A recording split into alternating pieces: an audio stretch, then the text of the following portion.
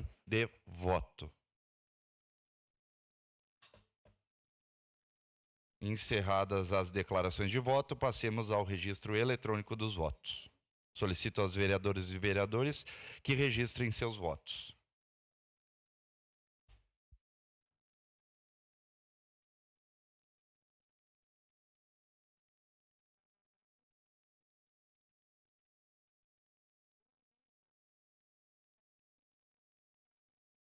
Vereadora Andressa Marques vota sim.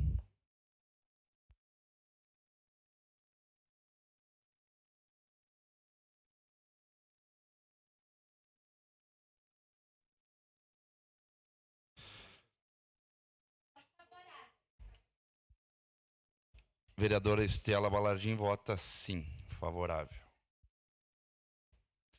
Encerrado o registro dos votos, encerrada a votação, o projeto de lei, a moção número 23 de 2026 foi aprovada por unanimidade dos vereadores presentes, com representação do vereador Sandro Fantinel e ausência dos vereadores, com representação do vereador Sandro Fantinel e Wagner Petrini, e ausência dos vereadores Aldonei Machado, Cláudio Libardi, João Uez, José Abreu Jack, Lucas Carenato, Marisol Santos, Pedro Rodrigues. Seria isso, e encerrada a ordem do dia.